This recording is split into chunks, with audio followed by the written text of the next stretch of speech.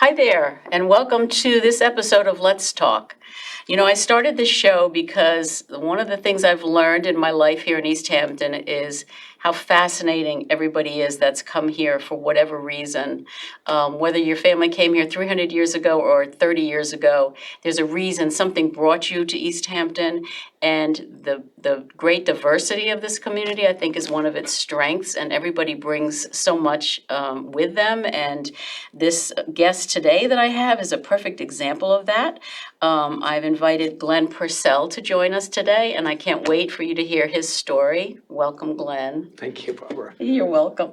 I'm going to show the first photo because, as you know, I have my guests bring photos so that we can talk about their stories. And this is the first photo. Yes. And that looks like your family. That's my family. My mother on the right, my father on the left, and my younger sister that my father is holding. That is down in Noonan, Georgia. I was born in Atlanta. We moved to Noonan, and then that's on the steps of my grandfather's church. He was pastor there. Oh. So. And where is Noonan? Noonan is about 20 minutes southwest of Atlanta. Okay. Yeah. Southwest of Atlanta. Okay, I got to picture that. And what kind of church was he minister of? The Christian church. A Baptist church? It was an offshoot of the Baptist church. Non-denominational sort of? Yes. Interesting. Yep.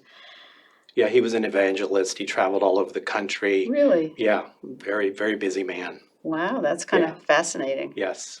Okay, well, that's a great picture. I mean, that's like, you can almost date it. Oh, from yeah. from, Exactly. Yeah, that's about from 1965. the glasses and the clothes. 65. Yeah, that's what it looks like. And my mother since has passed away. My father is still alive. He's 92. Is he still in Noonan? He's still in Noonan. He works on the farm. Okay, then I think that's the next photo that Yeah, which leads into... Oh, no, well, this is the next photo, and I love this because this must be you. Yes, it's me. And that's on my grandfather's tractor, one of the tractors he had. And I would always want to plow the tractor, the fields. And as soon as I could drive the tractor, I was out there plowing after school and also on the weekends, on Saturdays. And he also had a peach orchard. So the tractors were used for cultivating those fields and a large apiary. There was like about 150 beehives. Wow. That I worked on the beehives, switching out the frames in the supers to collect the honey. I was involved in spinning the honey, so that was like a weekend job for me when I was little. And Did you have to wear all the outfit? All the outfit. Yeah, I had to learn how to do that. So I really enjoyed that part of my life. And peaches. Do you have any good peach recipes for me? Oh, well, yes. Have always loved peach pie and peach cobbler. And, there's nothing like fresh peaches. oh, yeah, absolutely. Have you been to the place on 114, the peach farm there? Yes, I have. And how are those peaches? The ones I've had are delicious. I had some last summer. I keep meaning to get there every summer, and I want to try because... Last summer they were great. Oh, I'm going to have to try It depends, the year. Like we were talking about, like how much rain there is. Right. It also affects strawberries, as we were talking about. Peaches as well. Yeah, peaches for sure. Yeah, I noticed that with the strawberries this year, a little too much rain. But exactly, yeah. But I'm going to try the peaches this year anyway because I love peaches. And when I've gone through Georgia, of course, that's what everybody's advertising is peaches. Yes, Georgia the peach peaches. state. That's it. The peach state. It's on the license plate. So you have to have some good recipes for me. Yes. You know I like to cook. Well, my grandmother always made peach preserves, so I was always helped with that in the kitchen. Peeling peaches was a big part of my childhood. Is there a secret to peeling peaches? Did you put them in hot water first? You know what? I like to blanch them quickly in boiling water very quickly, and then they peel right off. That's what I'm going to try. I've never tried that, and I always wondered because tomatoes that works well with. That works well with tomatoes too, of course. Yeah. Okay, so let's see what this is. Oh, this is. That's the property. Yeah, that's my father's. Do I have it right side up? Yes, that's great.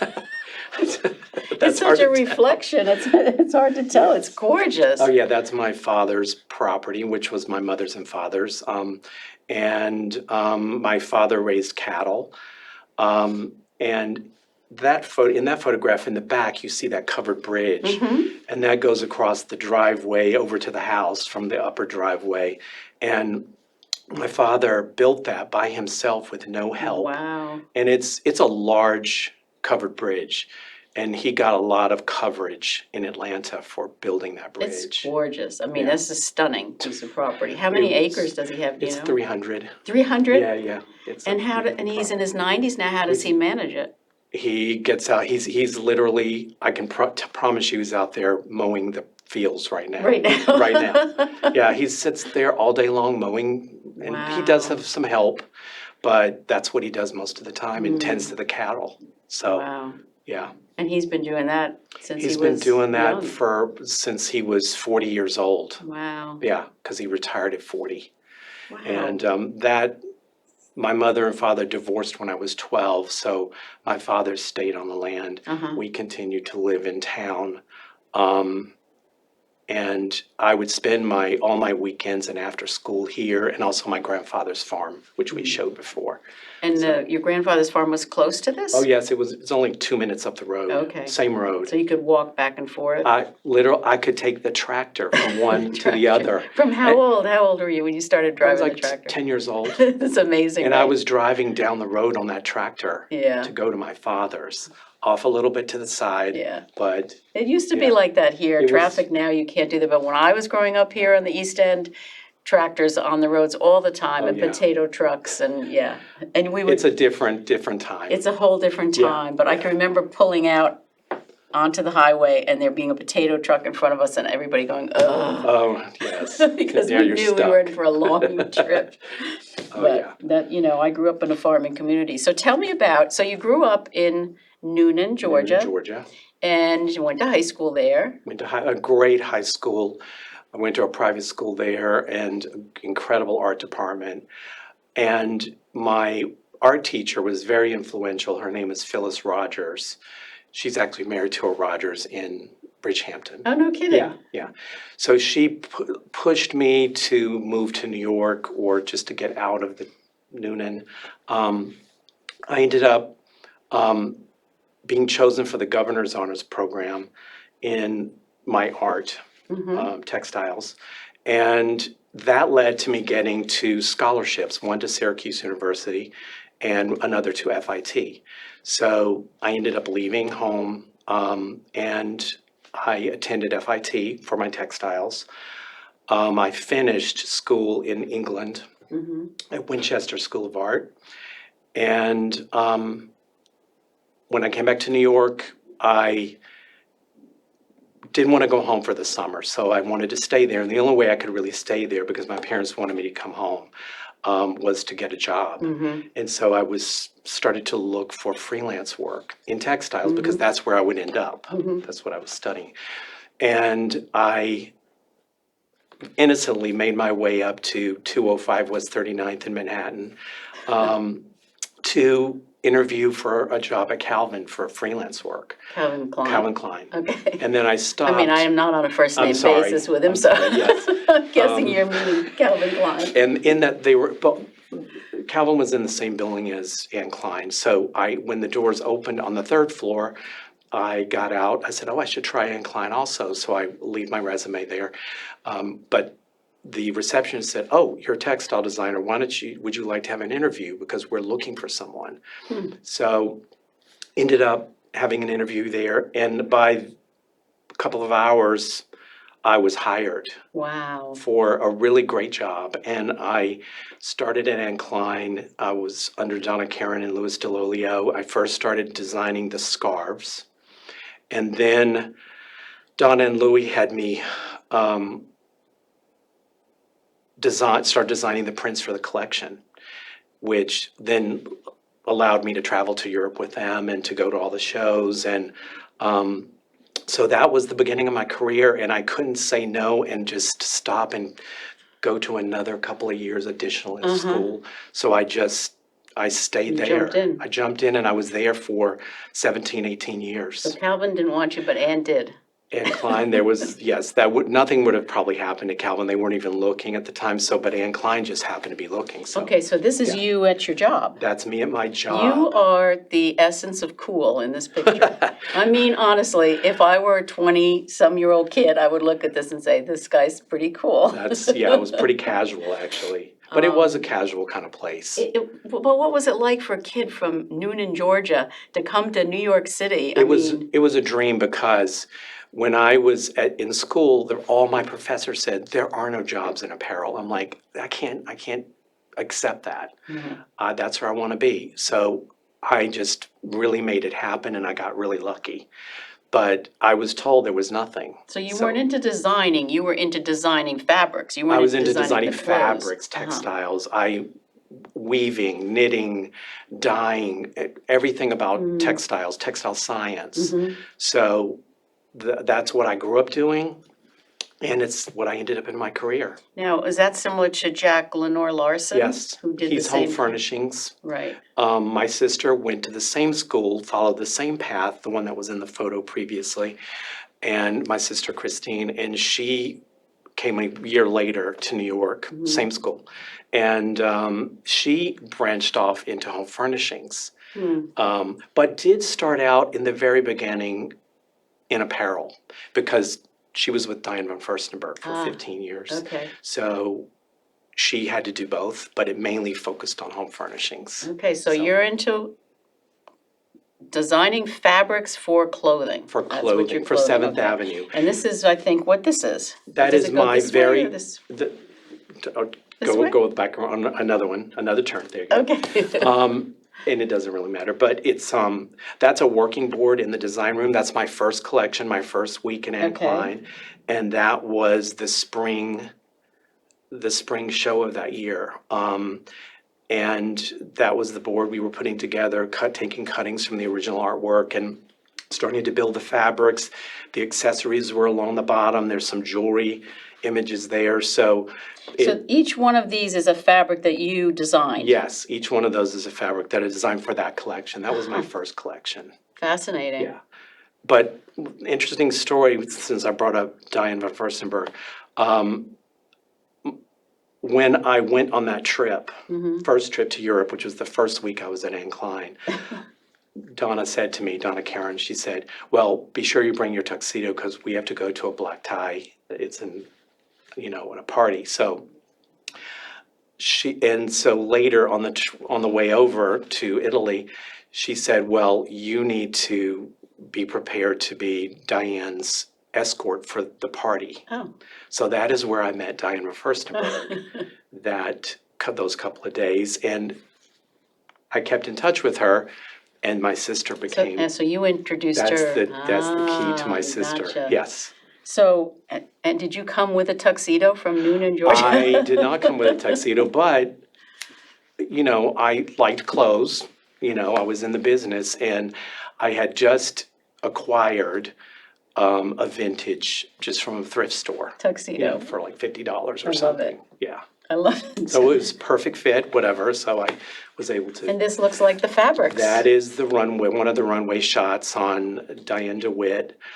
She was a big Halston model, but she was also one of our models at the time. And these are the fabrics we saw on your board. And those are the fabrics that were on the board. Wow. Yeah, that's just one shot of. How old were you when you got this? That was 21. Oh my gosh. 21. At 21, you had 21. these fabrics on the runway. And yes, and that was actually within 2 months I had That's those fabrics incredible. on the runway. That's really incredible. I mean, I'm was very just impressed. very lucky. It fell into place. In the right time, in the It right was place. And completely. And it was the right moment in time in the industry. Mm-hmm. Now it's almost impossible to do that, but it was just, So this would have been late 60s, early 70s? What was it? Late 60s? Yeah. This is 1982. Oh, okay, so we're up into Yeah. the 80s now, okay. This is 82. Okay. Yeah. So when did you start at Anne Klein? Just at the Just beginning of then? 82. Okay. Yeah. After finishing school. Wow. Yeah. That's fabulous. I love that. Okay, so how long are you at Anne Klein now? I was at Anne Klein 17, 18 years. Because this looks like a picture of East Hampton. During that time, that's a photograph probably from 96, somewhere in there. And my partner, my better half, Charles Keller, and I bought a house in East Hampton. And that's a picture in East Hampton. And my mother, and with my two sisters, are visiting, which they did often. And we wanted an old house that needed restoration, and we found exactly that, very close to the village in East Hampton. And we took many years to restore that house, and we only wanted to furnish it with local antiques and artwork. So that is what we did, but we spent a lot of time working on that house. Okay. And it was Colonel Halsey's house originally, so. Colonel Halsey, Yeah. it's on Acabonic, Acabonic, yeah. not yeah. far from my house. That's Yes, how we're we got to neighbors. know each other. That's right. Okay, so what are we looking at here? So now we're jumping. Yes. Okay, so Yeah. you're collecting local Yes. antiques. Okay. And what do you find that all of a sudden piques your Okay. interest? So, when we started to focus on the furniture for the house, we often went to Sage Street Antiques in Sag Harbor. Yes. And Eliza Werner had a Domini stand at the shop. So we, of course, were attracted to that stand, and we purchased it. And Eliza said, well, you need to know who the Dominis are. And why don't you take my With Hammer in Hand home with you? Which you have a Which I copy of brought a here. copy just to, you know. We can show that. Yeah. Just hold that up. Okay. And she said, why don't you take it home and, enjoy. And And this is a book that was written by Charles Hummel. F. Hummel. He was the curator and director of Winterthur at the time. Winterthur Museum, which is in Pennsylvania. Yes. And he's yes. an expert on Domini furniture. He is the expert on Domini Preeminent furniture, yes. expert on Domini furniture. Yes. Okay, so he wrote this book. I do have a copy of this book. Yep. I think a lot of locals have this book. Sure. And that's all about the Domini furniture and their family and what they, tell people why the Dominis were special. Okay. What is it about it that made them special? Because there were a lot of people making furniture and. It's the only example in the world that it's of a family with their work and the shops that remained intact for as long as they did. Right. And that was until the 1940s before And the all shops. their records. All of their records exist. For 3 generations, right? 3 generations. But it is completely intact and it's recognized for that. And they could tell the prices they charged, and so it's a history of really decorative arts furniture Yep. through, couple hundred years in East Hampton. Yep, during and in all the the country. wars in America and what was going on at the time. A lot of times, the metal that was used for the clock making was scarce, so they reverted to wood elements, so you follow that also through all the period of their work, and it's very, very interesting, but it tells a story on America. They made furniture like dressers and highboys, all that Yep, kind of thing, yep. but they also made clocks, Clocks. watches, Yes. and windmills. And windmills. The windmills we see, most of them around were worked on or built by the Dominis. The most famous windmill family is the Skellinger family. Yes. And the Dominis learned a lot from the Skellingers. But the Dominis were incredible craftsmen. That's what they were known for. And they used their knowledge of the clockworks to create the gears and the works of the windmills, Yep, which is so interesting. And Hook Mill in East Hampton, the preeminent Yes. Hook Mill in East Hampton, was a Domini mill. That's right. Made by them down on their property, which is just under the railroad Just trestle. under the trestle. Yes. On North Main North Street. Main Street, Yep. and then brought to that spot and put together. Yep. They unassembled or disassembled and then reassembled right on the spot. Yes, exactly. Fascinating. Yes, and that windmill is very known for the fact also that the top cap turns so they can shift the blades into the wind and so they can continuously, depending on which way the wind is blowing. So I mean, they were geniuses. They really. were, and anybody locally who doesn't know this story about the Dominis really should visit the Domini Museum on North Main Street and learn about the Dominis because they were a fascinating historical Absolutely. a part of East Hampton Yes. history. And when they visit, they should first visit here on North Main Street, the shops. You have the furniture shop in the back on the right-hand side, and the little clock shop built in 1798 on the front left corner. But you should also, at the same time, take a trip down to Winterthur to see, In Pennsylvania. yes, they have the shops reconstructed there, but the contents in the shops at Winterthur are the original items. And it's actually Delaware, isn't it? Yes, it's Winterthur's in Delaware. Delaware, It's but it's Delaware. right on the Yes, border it's on of the border with Pennsylvania and Delaware. Pennsylvania.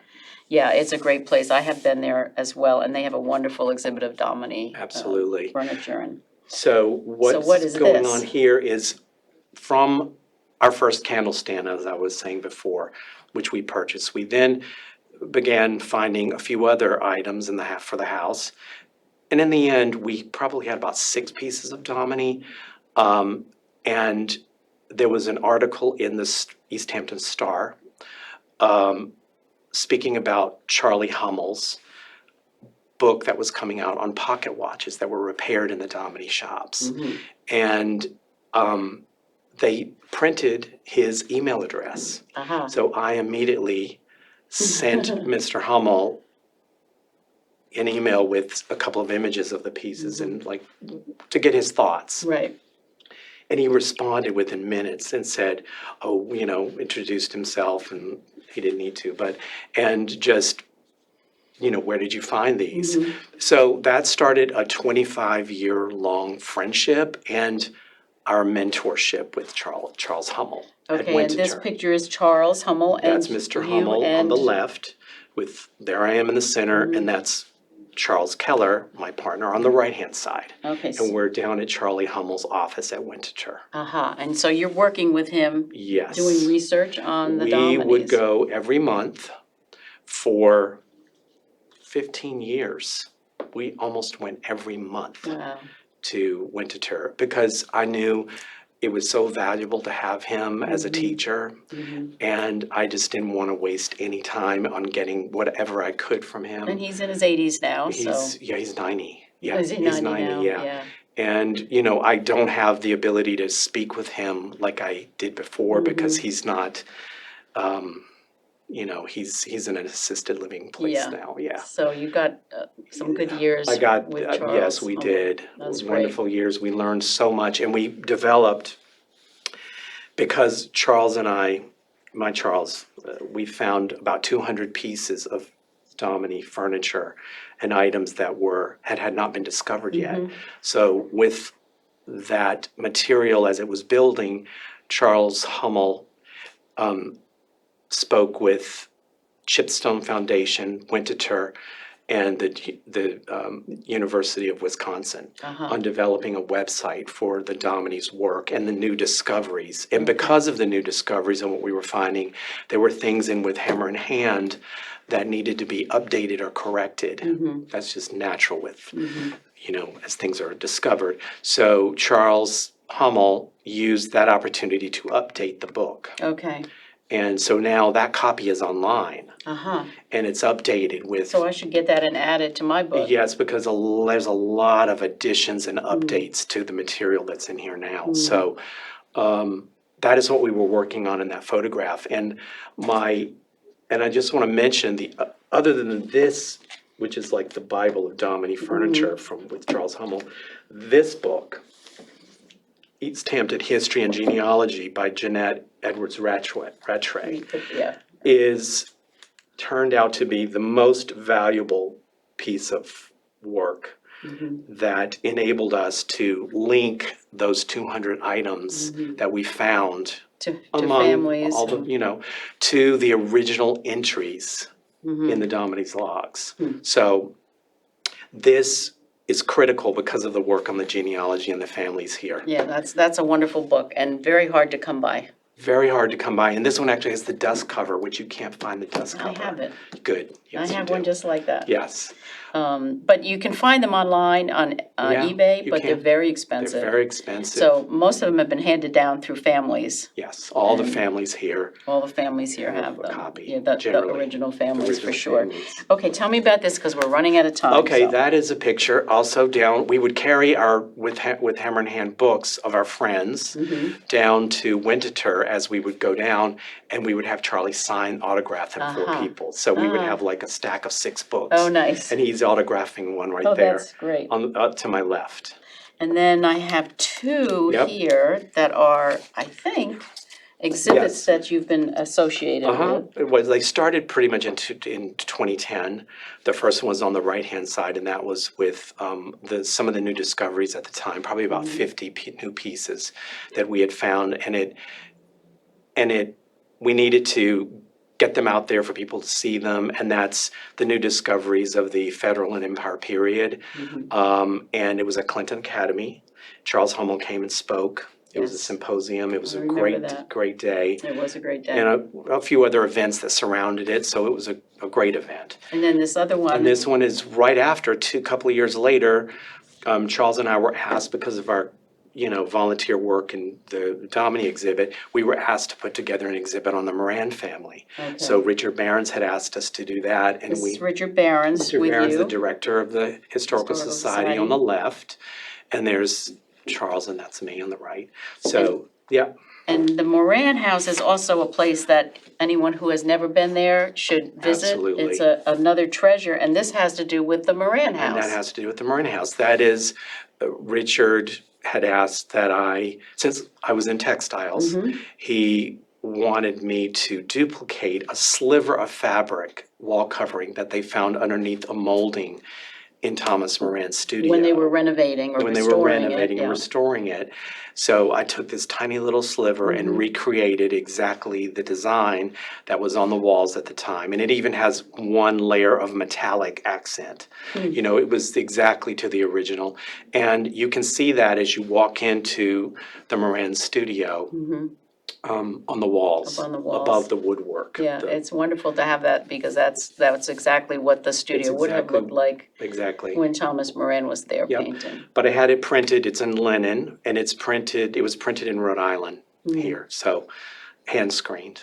Well, I just think it's fascinating that someone from Noonan, Georgia is sitting here as an expert on the Domini family in East Hampton, and I love the fact that this is what East Hampton is all about. People come from all over the place and bring their expertise, or in your case, you learned it all while you were here, really. Yes, I I mean, did. You got interested in local history, and we love that. Yeah. We love to have experts in local history who came and enjoyed it and treasured as much as those of us who have lived here forever do. So I appreciate the work that you've done, and really, I think it's great. Well, it's also the community has been so welcoming, and the Historical Society gave us the opportunity to get so involved. We almost had carte blanche and whatever we wanted to do as far as the exhibit and organizing some of the events. And so it was also a two-way street there. It was very welcoming. Well, you're still a treasure. Thank you. I really appreciate it so much. I just want to end with a question I ask all my guests. Sure. James Lipton, Inside the Actor Studio, I'm sure you used to watch that, right? Of course. He had those questions at the end, and my favorite one was, if God exists, when you get to the pearly gates, what would you like to hear him say? Well, I would like to hear that I made some kind of meaningful contribution, for sure. You did. That Charles and I have. And I would like to know that my loved ones who's passed before me are waiting just inside the gate. Yes, I think your grandfather would be very My proud grandfather, of my you. mother, Yes. my aunt, my grandmother. Yeah. She's the one who taught me to cook. So. Did she? Oh, yeah. Oh, great. Well, I want those recipes. Don't forget that. Okay. Okay, I want to thank my guest, Glenn Purcell, so much for being here with us today and sharing some of the things that he knows about East Hampton and the Domini family and talking about his life with us. I want to thank the Whalen and Filer attorneys of Amagansett for sponsoring the show. I appreciate that so much. And also the staff at LTV for allowing us to bring local television, community access television to the community of the East End. So thank you, everybody, for joining in, and please join us for another episode of Let's Talk.